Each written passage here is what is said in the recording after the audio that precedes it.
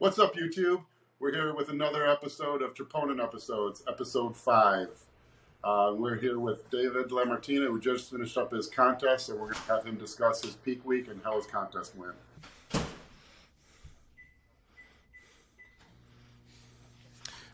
So I just competed at the the Republic of Texas Championships in Austin.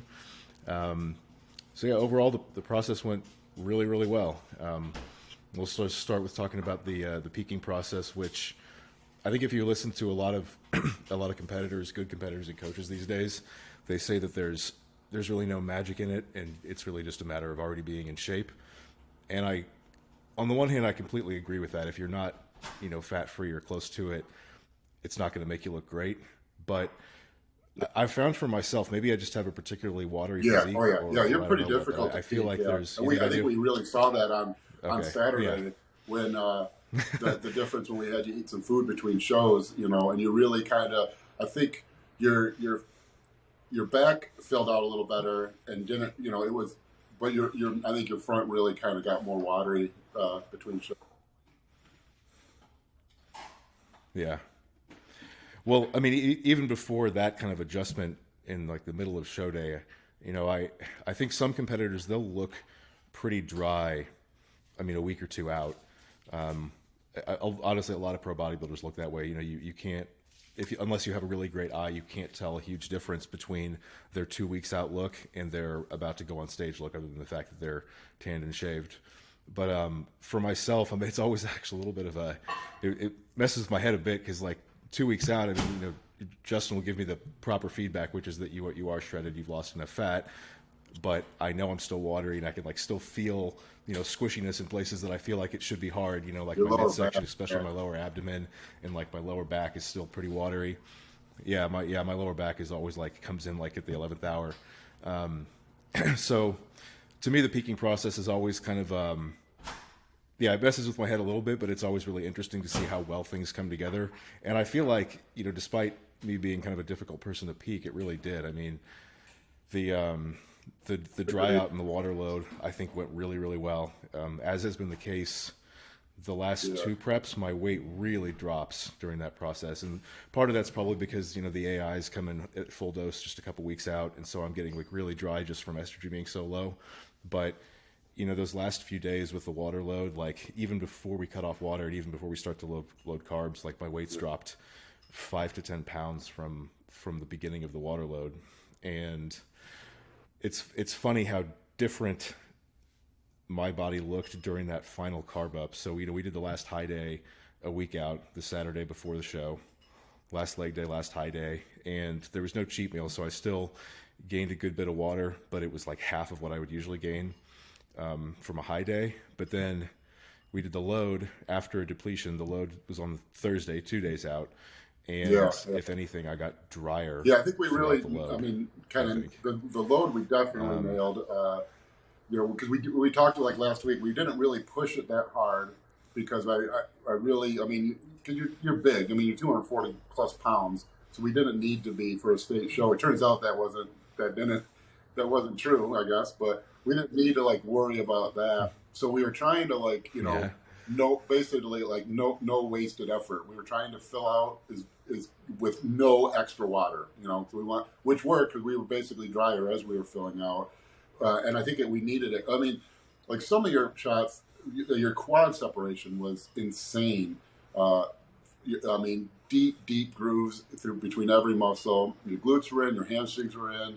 But your quads were, I thought, incredibly impressive. I was pretty upset it didn't get rewarded better, to be honest. But but it is Yeah. We can talk about that in a minute, but as far as the rest of the peak went, like, I mean, for anyone who doesn't know Justin or follow his protocol, and I don't know if this is how every coach does it, but he still keeps the water load up through the carb load. So at that point, we've been water loading for 5 days, and I think it's the 6th day of water load coincides with the carb load. So even as I'm eating, I mean, it was a mild carb load as far as someone my size is concerned, but it was still 125 carbs per meal planned, and some of those meals ended up being like an extra 25. And so even with all those carbs and all that water coming in, You know, I guess just because of the, I mean, massive Yeah, upregulation yeah. of, I know we call it They're the diuretic hormone, same. it's a Yeah, vasopressin, right? it depends on what Is the textbook you're hormone? reading, but they're the Yeah, so you have this, same hormone. yeah. So you've got so much diuretic hormone elevated that even with all the carbs coming in, I mean, if you've done your job in depleting, Justin, correct me if I'm wrong, but the carbs are all being shuttled to glycogen because you are taking in carbs when you're depleted, and you're taking in sodium, and you're taking in water.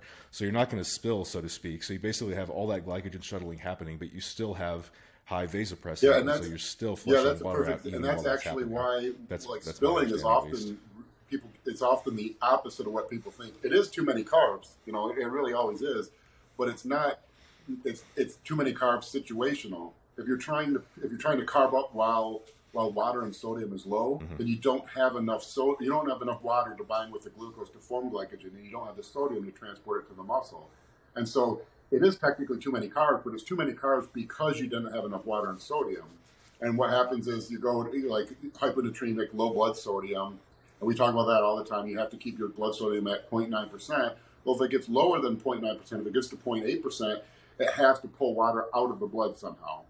It would love if it could take that water with glycogen up to the muscle, but if you're hyponatremic, it can't because there's no sodium to do it. So it has to get out some way. It's going to try to pee it out, but the first thing it's going to do is it's going to leak it out of the blood under the skin. It's going to redistribute it under the skin, you know. And so that a lot of times spilling over isn't too many carbs necessarily. It's technically too many carbs, but it's too many carbs only because you weren't taking in enough water and sodium.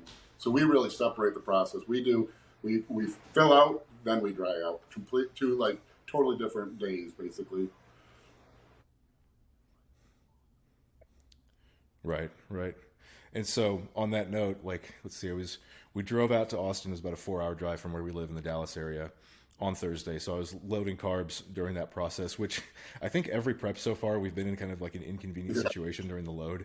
So where we've had to take pictures in random spots. Like our first prep was in the middle of the COVID lockdowns. So we had to go all the way out to Salt Lake City to find a show that wasn't canceled, which was a 10-hour drive. So we were taking all of our check-in pictures on the side of the road on the highway. And this time, I think at least one round ended up being taken at like some random truck stop restaurant hallway.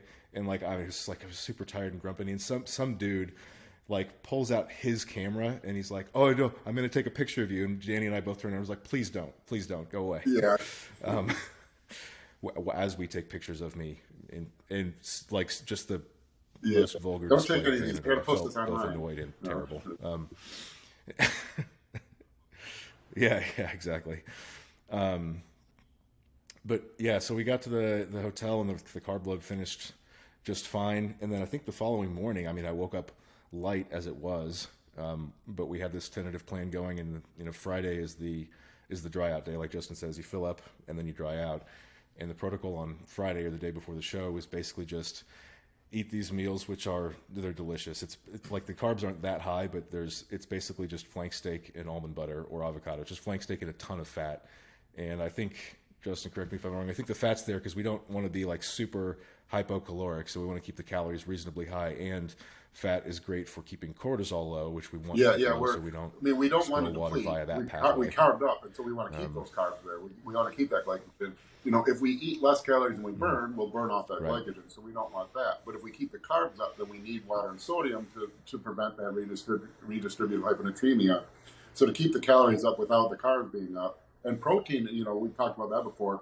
Most of the protein you eat ends up getting used as a carbohydrate also. So we actually add much higher fats to keep the calories up on the dry out day. So it's usually about equal in calories to the carb up day, but just not anywhere close to as many carbs. Mm-hmm.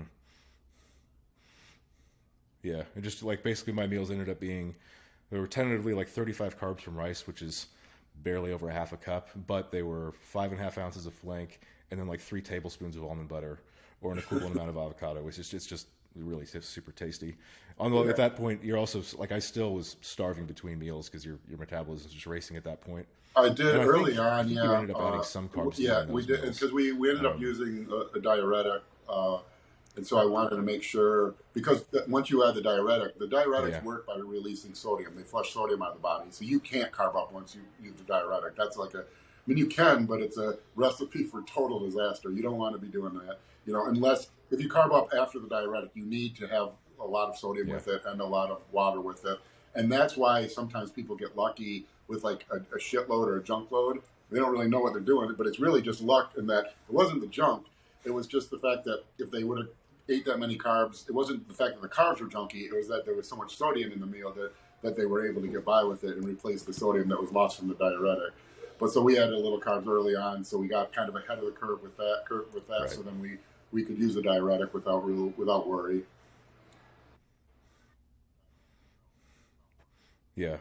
And then I can't remember like when was the last meal that you added carbs to, but I wonder if part of the reason why you ended up adding to a meal or two later in the day was also just that there's stuff to do on Friday or the day, whatever the day before the show is. Like you got to go check in. You're probably going to be on your feet more than you would like. I mean, I had Danny with me and she was like super supportive through the whole weekend, but she's still in prep. So she had to get her stuff done. She had a photo shoot to get done that day. It was just kind of opportunistic while we were there. And not like I had to be on my feet a ton, but there was some walking around the convention center and you go find stuff because it was this hotel with like 20 floors. Your brain's not working. Figure out which floor there's no, your brain's not working. It's because the instructions are very simple. It's like the show's on floor 5, tanning is on floor 4. Well, that's very complicated when you're a day out. So, but yeah, and I like if a good tip by the way, if you're a pasty white guy, you need to get all 3 coats of tan that ProTan offers or whatever company is doing the tanning. So I got all 3 coats, which meant I had to go to the convention center once, like mid-afternoon, and then I had to go back in the evening to check in and get the second coat of tan. And then the final coat of tan was super early, like 6:30 a.m. the morning of the show. And it's a bit of a pain in the ass. And that's probably, if you could give one tip to a first-time competitor that everyone gets wrong, is tanning. You can never be too dark. Not being dark enough, you're not going to win. You're going to look terrible. That ruins your look 100% of the time. There's no looking too dark. It's amazing. You can get so dark that you think, you're as dark as this. Can you see that? Yeah. You're as dark as this in your room, and you get on stage, and it looks like a good tan. There's, I was taught when there used to not be tanning booths. You used to have to tan yourself.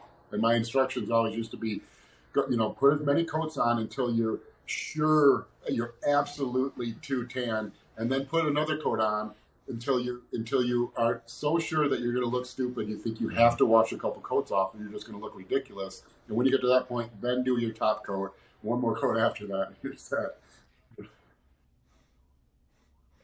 Yep. Yeah. And I actually I don't think I mentioned this. Awesome. It was Ben Chow's wife, Dawnese, that was running the show that day. And she did such a good job. I doubt any of them are going to be listening to this, but if they are, thank you.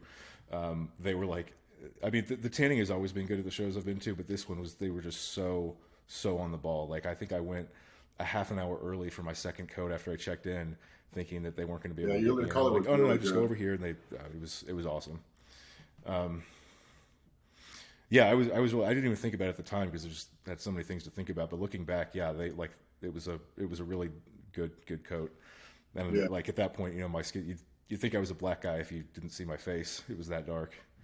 But yeah, the dry out Friday went fine. In fact, I think we didn't decide to use that diuretic until like the end of the day. So I remember you saying, okay, because we're using this, go ahead and add like 50 carbs to the first meal you eat the day of the show and eat a whole can of Pringles.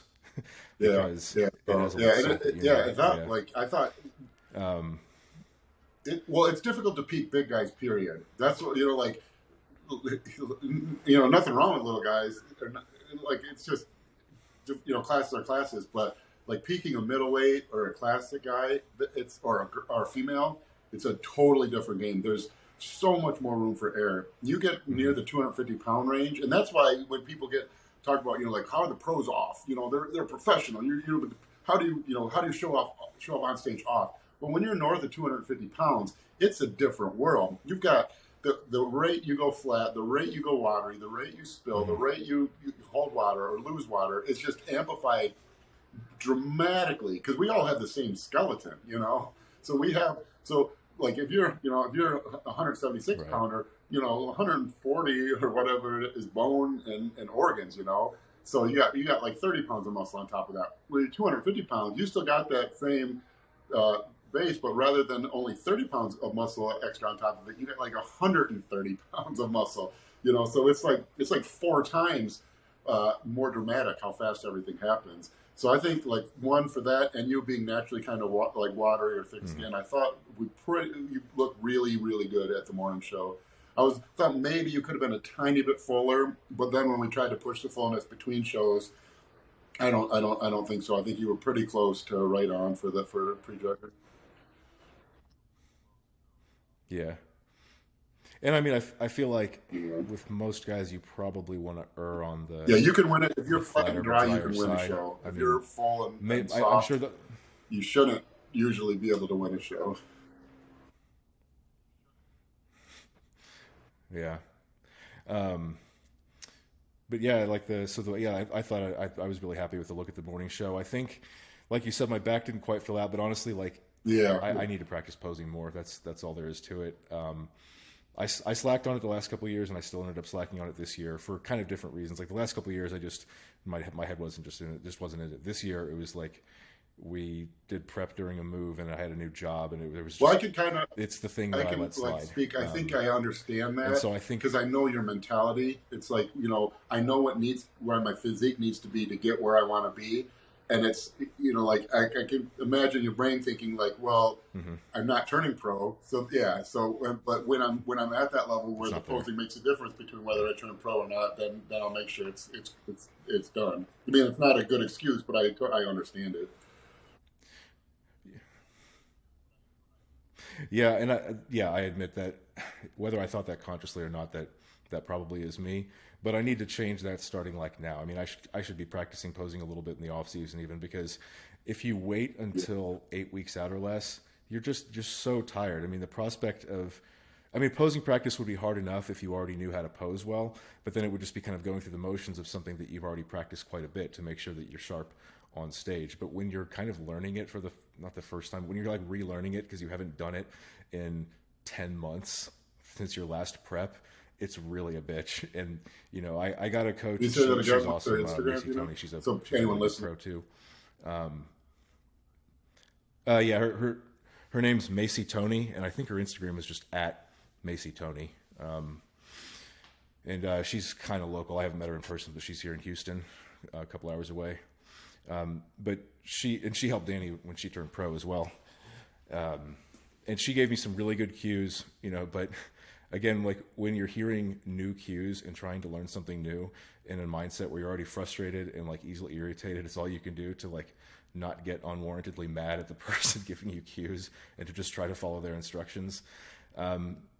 But I feel like my posing on a lot of the front and side shots was okay, but the back shots I just still had a lot of trouble with. And I think whether my back was full enough or not, I could have done a better job displaying, what lat width I do have. And I think back thickness Yeah. is a stronger point for me than width. And even that, I What don't think looks like showed quite well enough. There it were a looks like, couple shots I saw and where Danny it might came be out, able but to like kind of explain this better. It looked like you're spreading your scapula on like the rear lat rather than because your scapula isn't really directly linked to your lats. That's what we always think we want to do. Like we want to go wide and spread our scapula. But what yeah, that actually kind of does is it almost like if you wing your mhm, scapula, your lats actually contract in. So you actually want to do that rather than roll your, like that, like crab pose and yeah, you roll your scapula. You actually want to do the opposite for the lat pose, and you don't really want to spread. I'll show mhm, why. Uh, oh shit! I'm gonna spill the drink everywhere. But so like say this is your back, and you spread it really yeah, wide, and you start rolling your shoulders forward. It's actually from what the judges see, it's not as wide. So you actually don't want to mhm, like spread your scapula and roll your shoulders because it makes your back more narrow.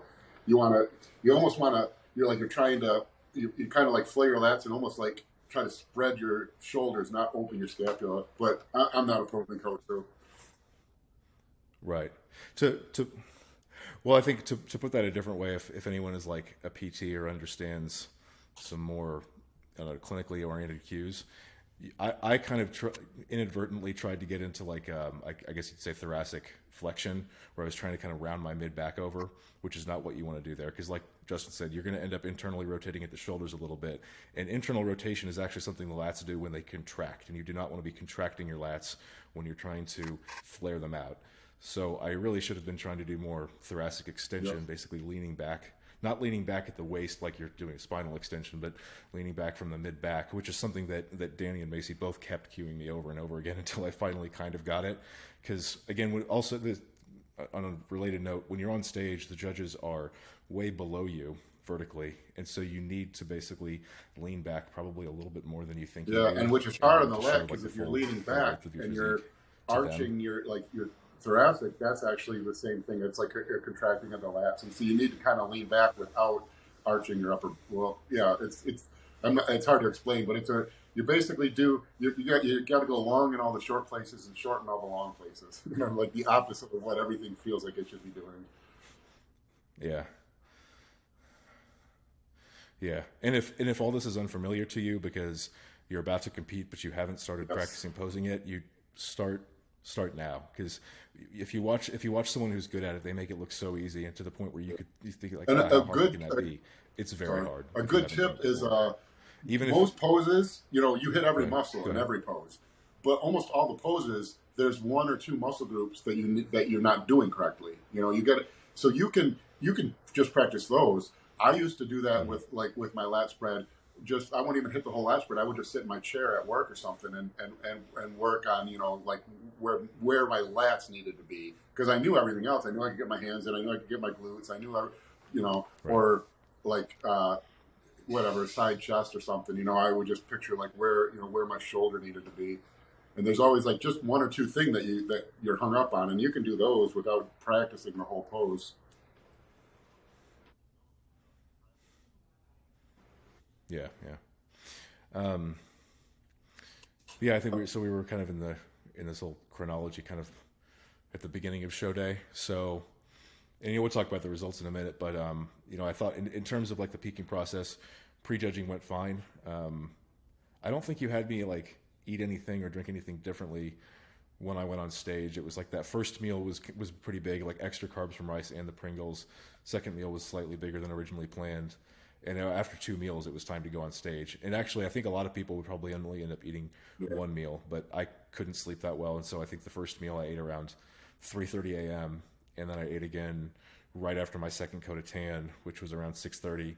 And then I ended up going on stage at I think it was 9. Like prejudging started at 8:30, and they ran through it really fast. So, and there weren't a ton of open bodybuilders. So the 2 of us super heavies that were in the show went on around 9. And then from there, I'm curious. I'd like to ask you why you do this. Not that I mind at all, but you had me eat a burger and fries in between, or as the meal right after prejudging, which has always been the case so far, and which I thoroughly enjoy. But what's your reason for that? I used to do that because I used my thinking, and I won't do this typically before prejudging.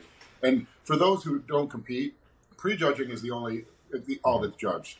And if you think about it, then it makes sense. They need to coordinate who's in placings, get that organized. They can't judge the night show and then organize the trophies, organize the names and the places. So they judge the show at prejudging. In rare cases, they'll rejudge at finals. But when I say rare, I mean like of the 600 NPC shows a year, maybe one every 3 or 4 years they do it. It's just not. It doesn't happen.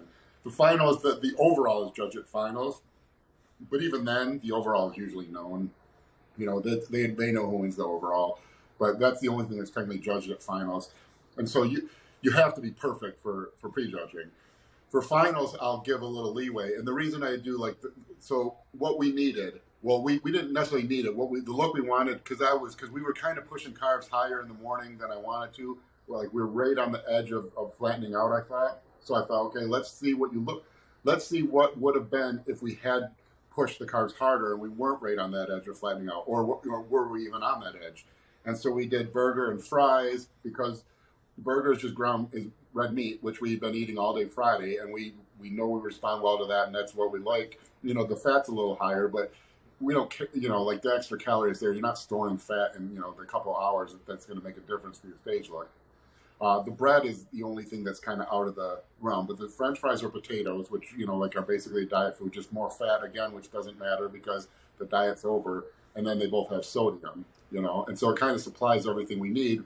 Feels like a cheat meal to you, but it's as far as what we need from the body, it's the exact same thing like the flank rice and like avocado or whatever. It's basically the same things, just not that much different, but it tastes like a cheat meal. Yeah, and I get you gave me more fluid this time around because I was flattening out. Maybe I just when you're a big guy and you pose on stage and it's hot, you're Yeah, going to sweat yeah. out a lot I anyway. almost gave you So I think you said I 32 could have because I up to like really 20 wanted to ounces of that see. meal. I mean, I'm glad I didn't. But I just in really yours, wanted to see oh, how close you were to flattening out, and you weren't as close as I thought because you started spilling with yeah. yeah, yeah. And if I was like, where are you going to get a burger at 9:30 in the morning? So if you're in Austin, there's a great place called 24 Diner near the convention center where the show probably is. If you That ever compete that there, it's first post show excellent. burger, that hit different. So Oh, well, it does because you give us a free meal every week of the diet up until the week out. So that last high day, you skip the cheat meal. So at that point, the burger's the first non bodybuilding food you've eaten in 2 weeks, and you're in a very hungry state. I guess I was less hungry than usual because honestly, the day started off with almost 2 cups of rice, yeah, some steak, some almond butter, and an entire can yeah. of Oh, Pringles. So I it can't always boast that cracks much me that I up was when hungry. like when the super heavy guys are complaining about their meals because I know some of my clients that are getting like 4 ounces of chicken and no carbs, and they're like that's not a you were Oh, I hungry. know. Well, that's how it was for the first show. Even when I was tiny, then like I was in shape at 190, but I got so depleted because of that whole not Yeah, making weight for classic thing, and I had to like deplete extra. So then I'm eating like a whole pizza the night before the morning of, along with like a pretty big carb load and a pretty good amount of food the day before the show, and yeah. like Danny's staying full on a rice cake, and so you kept taking This carbs is like actually a good. out of her I meals, don't and even it's remember the pizza, but just that's a not fair, good but never is. kind of a good tidbit because people think like there's just one way to peak, and you can see just just two competitors here talking about two different shows, and we already have three different, totally different kind of peaks, and discussed, and that's the biggest thing. It's not like because I Hmm. just had a client right now that's like 12 days out, and they wanted the peak plan, and I'm like, I can give you a peak plan, but like if I do that, I'm a shitty coach because that's not how it works. You don't just throw something out there and have it work. Right. Yeah, yeah. I remember your approach. I think since we've been working together has always been you kind of give a tentative final week, but even then, the last 5 day plan isn't given yet. You say, okay, you send me pics the morning after the last high day, the morning after that, and then we'll decide what the last few Yeah. days And are the reason I probably do going to that is look like, so and the then people, like a even lot that's of subject clients to probably change. don't even know, well, what do we do before the show? We're basically carving up for a Saturday show. We're carving up on Thursday, and then we're drying out on Friday. So high carbs Thursday, lower carbs Friday, and then you have the show Saturday. So I want pictures after the high day, which would be your Friday on show day, and then I want pictures the day after, which would be actual show day. Hmm. So I can see how if we did nothing with water, nothing with anything, just carved you up and stepped out, that I kind of know what you would look like. So that's why I picked those pictures those 2 days, and then I'm able, so I can see like if we did nothing special, Yeah. we just said high day to carb up, normal day the next day, then get on stage. I know what you would look like. So then I know the adjustments we need to make to peak. But even then, I think like usually I do Wednesday is set in stone, and then Thursday and Friday we still send pics frequently throughout the day, and Friday usually as much as every meal. Both days. Yeah, I think I was sending pics every meal. I Yeah, think I did every meal yeah. But Thursday, you're a Friday, special and case. And same Saturday. like we said before. You just But at your size, and especially with you being naturally watery, it changes so fast. We can't let it, 12 hours go without checking in. right. Although I think after the burger and fries, I think things pretty much stayed stable. I think I ate the next two meals exactly as planned, and then it was time for the night show. And like you said, I think I was a little fuller from the back, a little softer from the front. Um, but not dramatically. And I thought, I honestly, mean, I all was pretty things happy with the look considered, on the stage then night too. Not show that I got a ton of may have stage time, but been possibly a better look. Certainly for the way the show was judged, it probably was. I think your midsection was just a little softer, and you lost your yeah, real like your quad separation of prejudging was like world class phenomenal. It was impressive as hell, and I don't think you got a little too full, and you lost that real deep groove between the muscles on your quads. But it wasn't not like it was a bad look at all, and it arguably could have been a better look. It was just your midsection was a little washed out. yeah. So before we talk about the results of the show, I'm curious. So I know that I'm naturally watery, and I kind of see it in the off season too, because I think some guys, even if they don't like gain much more fat than I do, they just kind of look, I mean, a little bit better in the off season. It doesn't really bother me a whole lot because if anything, I'm happy to take on some water and like feel like safe and cushioned in training. And I'm like, I mean, I'm kind of vain, but I'm not vain enough to really care that much. I don't shave my body in the off season either.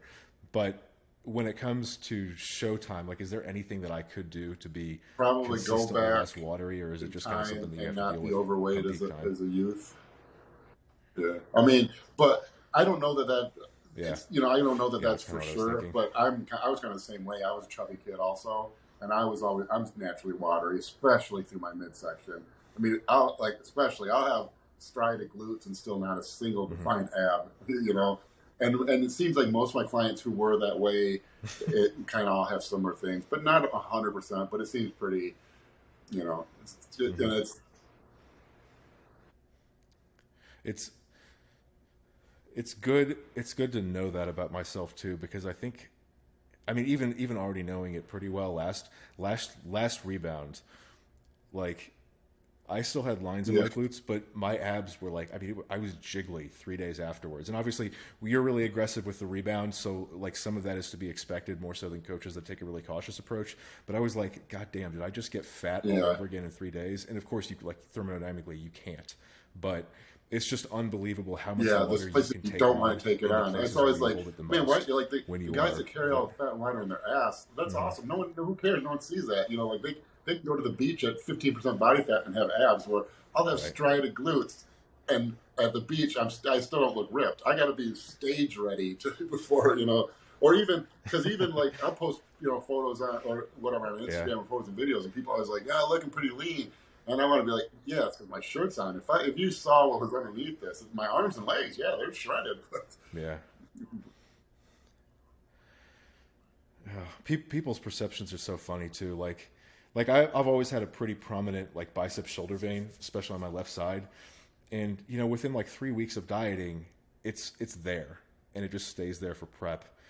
And people will look at me and be like, "Oh man, you must be getting really lean." I'm like, "Man, I could have that when I'm 15% body fat." Like that is not indicative of anything. It's funny because I'm close to pretty stage vascular condition. too. So the same thing. I could be 20% body fat, and if all you saw were my arms and calves, I would look like, hey, it's in pretty good shape because I don't have veins everywhere. But, Right.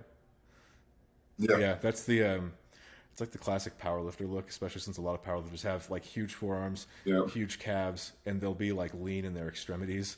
And so even though they have a gut and probably way too much visceral fat because their diet's terrible, they they walk I can around think of a looking couple like kind of that just a big jack guy. big name powerlifters, especially like in the 80s and 90s, who like you'd see them in Powerlifting USA, you'd think like they looked like a bodybuilder, and then every once in a while there'd be like a photo of them like just with their singlet down or something, like yelling, and you'd be like, oh, that's the same dude.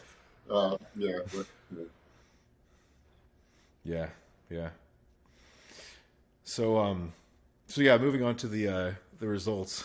I want to preface by saying like I don't ever want to be that competitor who like bitches about results. And I went into this knowing that my main goal was to get my qualification for 2023, which I did by default because it's top 2 in your weight class, and there were 2 super heavies. And my other goal was to just be as lean as I could be, and basically have done my work, which is to get lean. And obviously, like if you're unhappy with the judging, it's no slight on the guy who beat you because he didn't judge the show. He just showed up and did his job too. So that being said, I think the judges here in Texas are known to award size. It's tough because more so time than of year also. or I don't know if more so is even correct, but right they award before the USA's or nationals, you'll see that sometimes because they'll assume the person's qualifying. Right. And I should I should also say that I'm disappointed that I lost to this guy, and I don't quite agree with the call. His name's Scott. Phenomenal I keep calling bodybuilder. him this guy. Before this Nice goes in guy. too far, I want to preface this and But say I should. you two would have Yeah. been 1-2 Yeah. at the Junior USAs, possibly at the Junior Nationals. I mean, you guys both. He wasn't in true contest shape, but he was a phenomenal bodybuilder. This is a guy who in shape could turn pro. I mean, both you guys. I mean, you could have been at a national Right. show, Junior Nationals or Junior USA. You two could have easily been 1-2. I mean, it was probably the best super heavyweight class I've ever seen at a state level show, which makes sense because it's right before the USAs, you know. So, and Texas is a big state, big bodybuilding state, and it was good, you know. So, but it's not like like saying this, Yeah. like disappointed. This was a phenomenal class, and this guy, I don't think he'll be able to get in shape in time. But if he did the USAs and was in shape, he could potentially win the supers. Yeah, and that's basically what I wanted to say, because like I have no delusions about it. The guy is bigger than I am. It has better shape, and he looks amazing. And he was showing me some of his pictures from his prep on his phone, and like throughout his prep, he looked amazing. And I think he had some diet slip ups, or I don't know what exactly the case was, but he just like he wasn't as conditioned I was, and he told me as much backstage. And I don't think I'm saying anything controversial by saying this, because other people said the same thing to me. You know, and it made me feel good, because like people who know what they're talking about came up to me and said, "Man, you were ripped," and it was like that's all I can do in prep. But you know, I maybe part of this is just Justin. Like since working with you, you've kind of drilled into our heads like your job is to get into shape, and bodybuilding is a body fat contest first and foremost. So now that's kind of my mindset of how it should be. So with that bias, I'm thinking, okay, if I'm clearly more conditioned, then I should get the nod, even if the other guy has better shape and size. Now that being the case, if I don't think I could hang with super heavies at the national level right now at all. This at least misleading not the again, because this isn't like a guy. This is a guy who, even the way he looked, and you know, I haven't seen high res photos. So I'm saying this from the lower res things I've seen. He could have been, even in that condition. He could have been top 10 at USA's. I mean, he really could have. If both of you two could have been top 10 at the USA's that day. This wasn't. I mean, yeah. I mean, yeah. Because you both could have. It was. I'm sure it was close. I guarantee it wasn't like a straight. Every judge had him first and you second. I guarantee it was bad. It was a very close call. And he. I mean, as far as shape, I mean, he could win pro shows. He's. I mean, a phenomenal bodybuilder. It was. So it's not. You know, like when you say. You know, that's misleading. Like when you say, you know, you lost a guy who wasn't in shape. It's not like he was fat. People are picturing, you know, this guy looked. I mean, you two both could have been top. There's been many USA's, nationals, or North Americans where both of you would have been top 10. How you looked on stage that day. It was frustrating for me as a coach, because you were up there with strided glutes and some of the deepest quad separation I've ever seen. And so as a coach, it's frustrating because that's your job. But it wasn't like a shitty bodybuilder beat you. This guy's absolutely a future pro, and maybe a future pro in several weeks. You know, and still would have been top 10 at most USA's or most nationals, even how he looked on stage that day. He was. I mean, it was a phenomenal class. Yeah. To be clear, I wasn't saying he was fat at all, and I think. You have one perception, you see people in person, and I mean it's judged in person, so maybe that's what matters. Like in person, I kept thinking like I think I'm a little better shape. That's in person, and then I see stage shots where we're actually compared, and I'm not just looking at myself like in a mirror. And I started to second guess even that. I'm like, man, was he like even better shape than I thought? Because in the comparisons, like I know my quads are more separated, but man, like he was a perfect example, and I need to see high res images. He's a perfect example of this weird phenomenon, and I don't understand it. And like the people who are meant to be bodybuilders have this. And my best example is Ben White from 2007. So I did the super heavies of 2007 USA's, and Ben White was kind of one of the favorites. And we're all pumping up, and he takes his shirt off, and we all looked at each other like, "Oh my God, he's not going to play. He's going to be out of the top 15." I mean, soft, squishy. There was no part in his body I couldn't have pushed my finger in and gone 2 knuckles deep. He did about two reps of curls, and something magical happened, and completely transformed. But still, even backstage, we were all like, we were sure. What's the guy's Todd's name? He's now a pro. Todd, I was hanging out with, really, really cool guy. He was the guy who tackled a burglar. I don't know, it was a while ago now, 8 or 9 years ago. Was in the national news. Really cool guy. I can't remember if he's Michigan. I think he's like Michigan or something. Michigan guy. Yeah. Is that God? No, I can't remember. Todd Yeah, I think he's a big dude. Yeah, I mean like 270, big, yeah, really cool. But anyways, we were both like, man, like, someone's gonna sneak in. He's out of shape. But then I saw the pics on stage, and it was like, okay, clear cut winner. How does this happen? And you see that repeatedly in I don't know if it's the thin skin. It's the opposite thing that you and I have, where something like we have to look. You have to like see through our skin. You need to be able to see our teeth through our upper lip to have any chance of looking good on stage. Where we look worse and softer on stage, like some people do. And then like a guy like that gets on stage and something the opposite happens. I mean, he wasn't anywhere near your conditioning, but it wasn't like he was in bad conditioning. He would have won the super heavyweight class at a state show with straight first, any show in the nation. And unfortunately, other than this show, so would have you.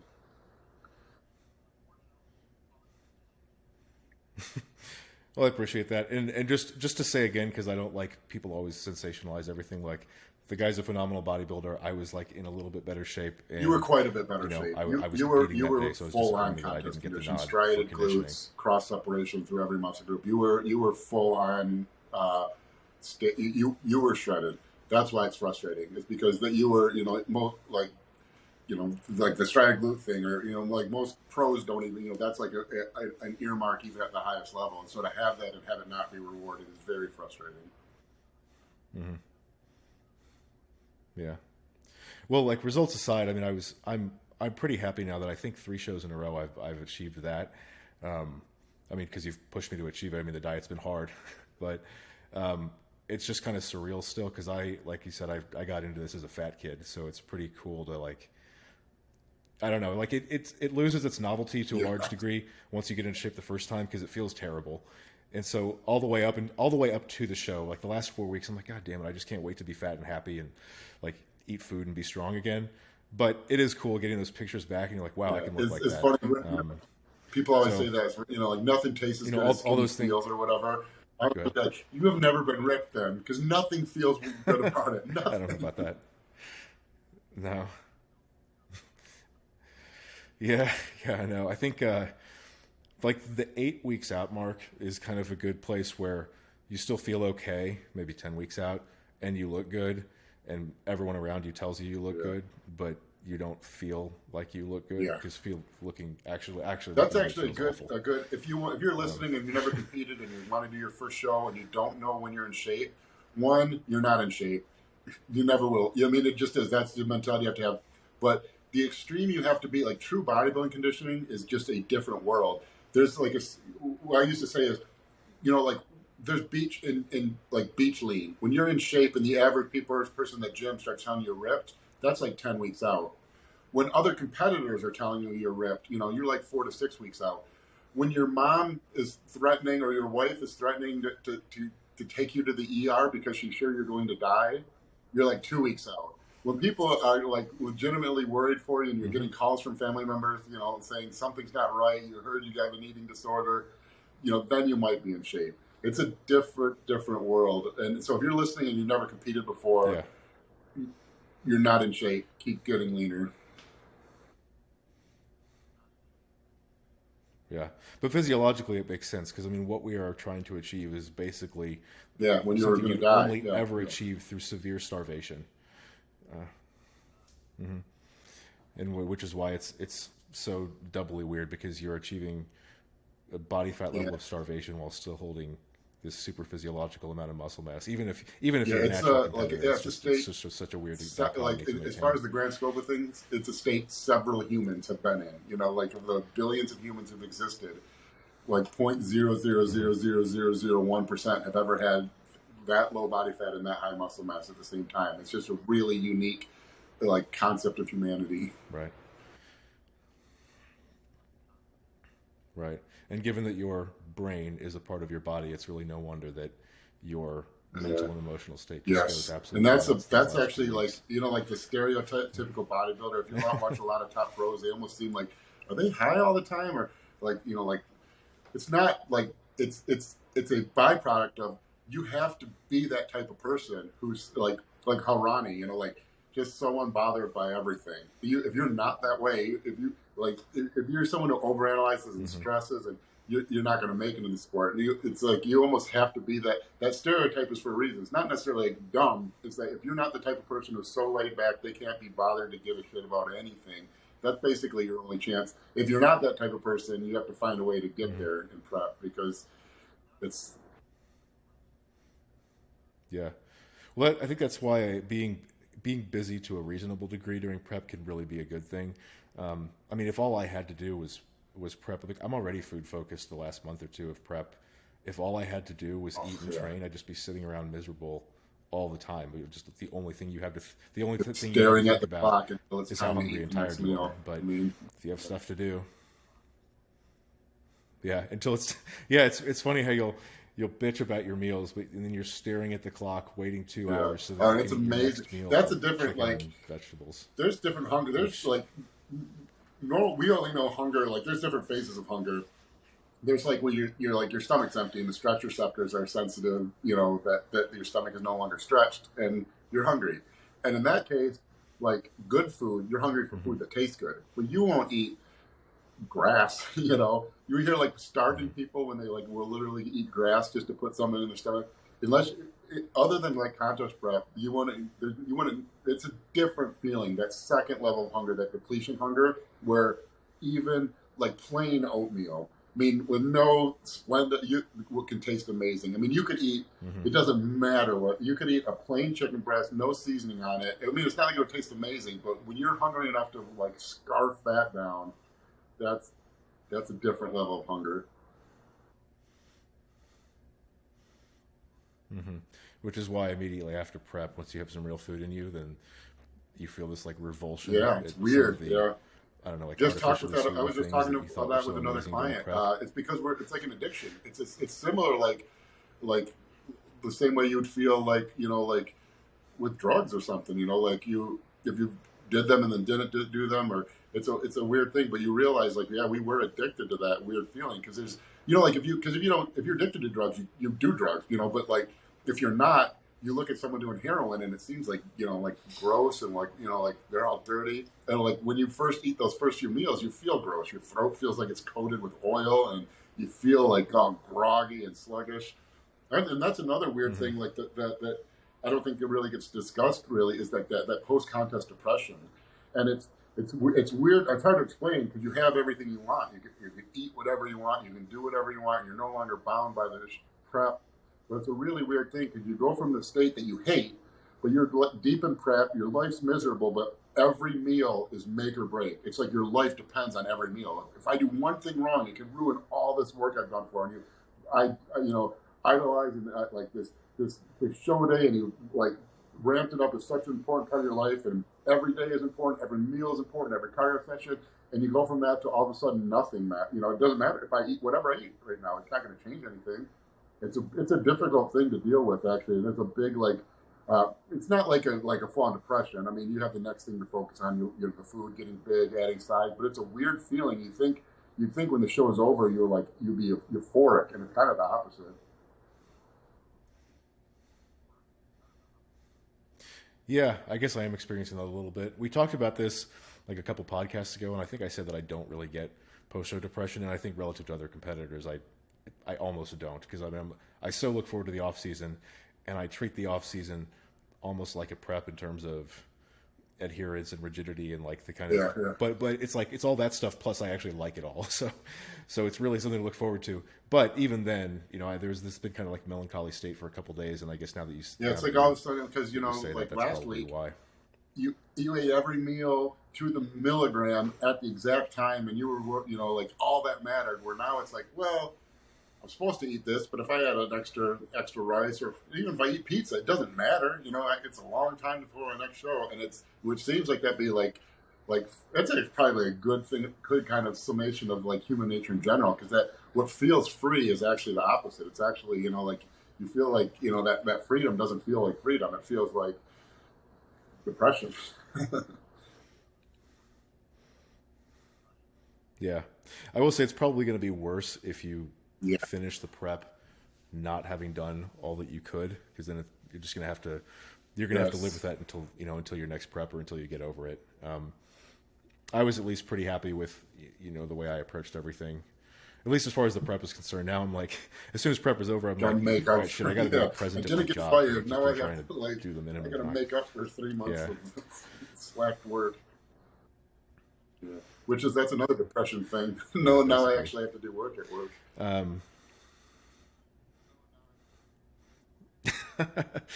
Yeah, kind of. I guess the other thing to talk about would be kind of improvements moving forward. And honestly, I think that a lot of people kind of overplay this. I mean, they'll like go and ask the judges for feedback, like detailed feedback. And I think for the vast majority of people, if you didn't get into shape, then the feedback is you better get into shape next time. If you were in shape and you still lost, or even if you won, the feedback is probably going to be all right, time to get bigger. And maybe you'll get some feedback on some specific areas, but overall, like, I mean, like bodybuilding at its core, assuming you're in an open class and not capped by weight or height, you just have to keep getting bigger and then keep getting as lean or leaner every time. So that being said, though, I think I'm like finally getting big enough to where like everything on me still should get bigger, except maybe my glutes. But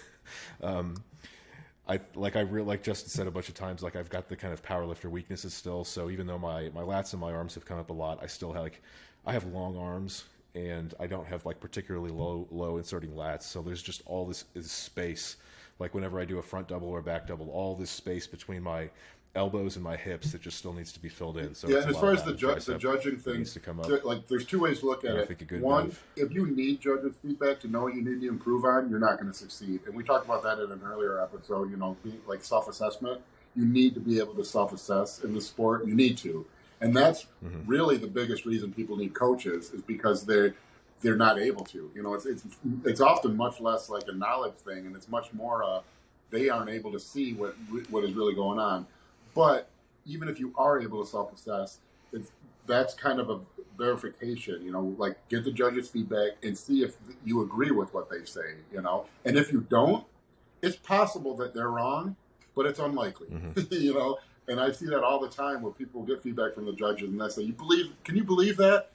And I'd be like, well, yeah. And the fact that you can't is gonna make it very difficult for you to achieve what you want to achieve in the sport because they're correct.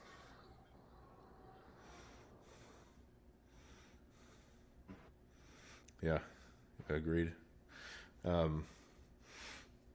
don't really have much planned to change as far as training is concerned, other than like a little bit of change to back training to make sure my lats continue to grow really well, and maybe a little bit more frequency for triceps. But I mean, I'm not really a big proponent of the idea that more frequency and more volume is what's going to finally grow a body part. Like either you're doing good exercises with good execution and good effort, or you're not. Like most of the time, But I think back, I think is the most prominent example because it's a hard to train body part for more people than not, especially the lats. A lot of people, I mean, everyone could usually hit their traps pretty well, but if your lats aren't growing, then it's very likely that almost none of the exercises you're doing are really stimulating your lats.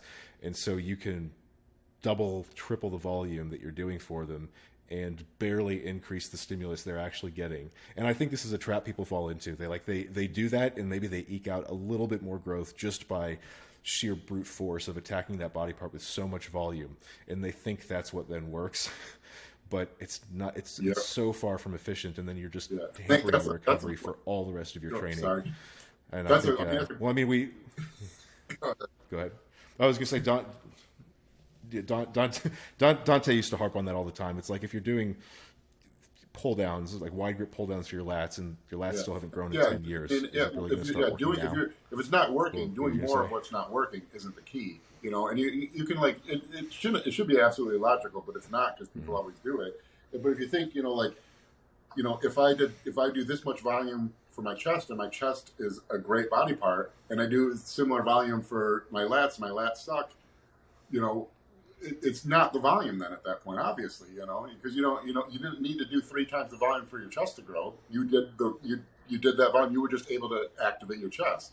And so rather than just like blindly throw more volume at it with more workload, figure out how to actually make the workload you're doing be effective. Sometimes they might just be stubborn muscle groups, and it may need more volume, but you have to take into consideration that you have a limited amount of workload that you can properly recover from each week. And if you add that workload onto one body part, but don't remove that workload from another body part, you're gonna run into issues at some point. It's a closed feedback loop essentially. Like you output energy and you input energy with food. And then you keep that thing going, and you need to input a little extra energy of food to allow yourself to store that energy as muscle tissue. If you're outputting more and more energy, you don't change that feedback. Like reciprocate that appropriate feedback loop, then you're just going to stall everything out. Yeah, but I wouldn't go too far into like that. Oh yeah. I think some people think that if they can just eat more, then they can keep doing more volume, and that gets so inefficient. I mean, if you look at the guys who are the biggest at the times they're making their most progress, their volumes usually, it might not be like low, but it's probably not that high, and yet they are able to eat ridiculous amounts of food. Like look at any of the biggest bodybuilders right now. Their volume is like probably pretty moderate. Their sets are extremely hard. They're precise with their food. Well, what blows my mind, honestly, as an observer, is years ago, all we had were the magazines, and we had to just go with what they fed us, which was, fake, and you had to kind of sift through that and try to. You don't have to anymore. You can watch every top bodybuilder every day, their workouts on Instagram and stuff. You can see what they train, what they eat, exactly what they do, and you can see ever since 2001, since the unbelievable Ronnie Coleman came out, there should be no excuse. What does he do for back? 3 sets of deadlift, 3 sets of T-bar rows, 3 sets of bent over rows. How many of them were top sets? There were basically 2 pretty top sets on deadlift, 1 top set of T-bar rows, 1 top set of bent over rows. 4 tops, that's it. You can watch Jordan Peters. Watch any guy that's grown massively, especially guys who grow beyond what their genetics probably should allow. What do they do? Are they doing it? No, they're all doing the same things. Really focused workload. It's not like low volume. I'm not saying like Mike Menther, where you got like guys that take it to the extreme, where it's like do 1 set of failure on squats in May and 1 set of failure on dips in December, and that's all you need. There's a limit, but you'll see all these kids and all these young people thinking they're doing 20, 30 sets of workout, 4-hour workouts, training 7 days a week, and but you won't find any of these mass monsters, especially the guys who shouldn't be mass monsters, who became mass monsters beyond their genetics. They're all doing the same thing. Really focused, hard work, and an absolute ass load of clean food. You watch Nick Walker. I mean, you can see the most rapid rate of growth of any human in recorded history in real time, and you can see his workouts. And they're not, the volume is, you take it to any 18-year-old, his back workout. I've seen kids do more sets of preacher curls in an arm workout than Nick does sets for back in a back workout. Right. Yeah, I think Ian Valier and James Hollingshead are both also really good examples. Like neither of them, train with what I call low volume, but most of them on any given exercise they're doing, it's like a top set and a back off set, and maybe the back off set has some kind of intensifier, like it's a cluster or a drop set or something. But and then everything leading up to that for a reason. Yeah, you're warming up. A warm up is a warm up, and that's what. I mean, I never. We always did that. Like Steve Kuklo and I when we trained, or like my buddy Mike Hickey and I when we trained. Even before it was like really, like a devised plan in our mind. Early on, my training was for performance, for sports, and so my thinking was I didn't want to waste energy on the warm ups because all I was doing was making sure I wasn't going to tear a muscle on my big sets. But if you're doing things right, I mean, it used to blow my mind when people would say they were doing, 40 sets for legs or something. And I'm like, I can do 40 sets, but I just did a set of 12 on squats, and I'm near death. I'm not doing 39 more of those, I'm just not. There's no way. Yeah. Right.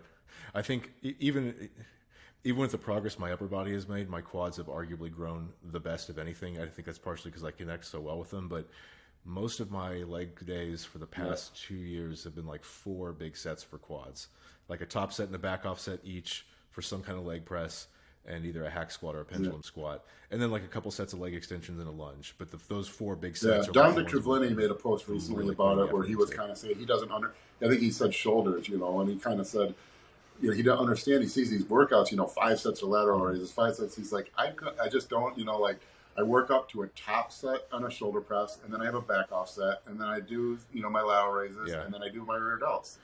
It's like, that's it. And if you do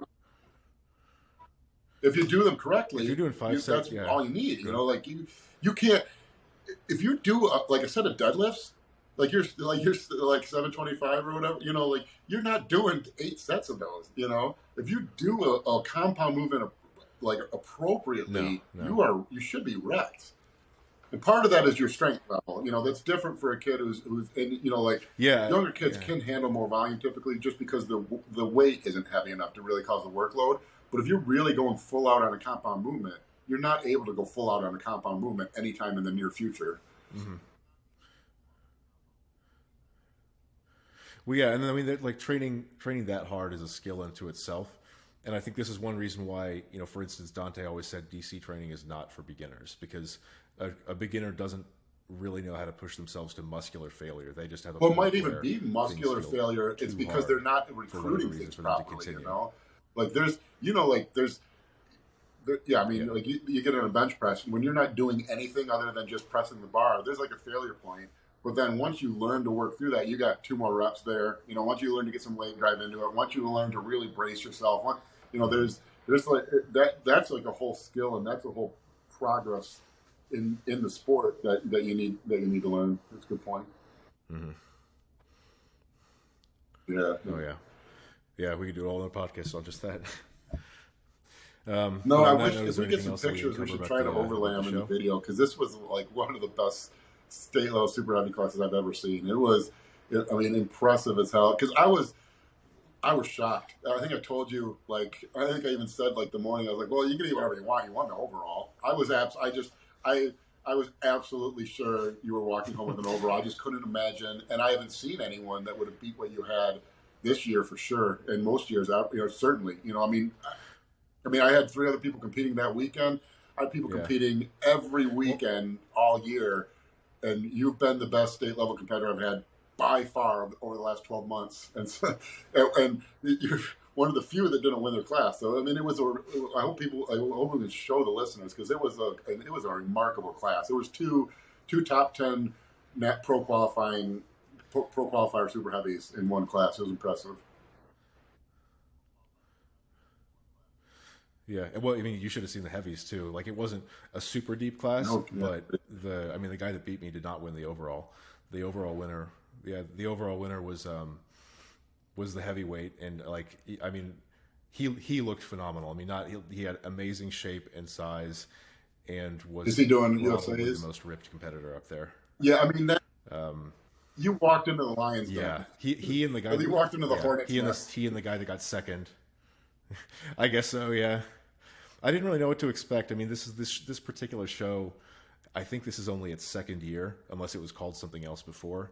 And I looked at the shots from last year, and it wasn't that impressive. But I guess you do a show in New Jersey, as the USA's warm up for the North Americans qualifier. California, maybe Virginia. You do, or Florida. You do a show in any of those states within 3 or 4 weeks of the USA's or the Nationals. You're gonna run into some monsters. Yeah, I guess, Texas is known to be a big bodybuilding state, so I guess I should probably be happy that there weren't even more supers that showed up. So I still at least got my qualification. So assuming a great offseason again, I could take a run. No, you two could have both won the Junior USA, but 1-2 in Junior USA this year. It was a very impressive class. Cool.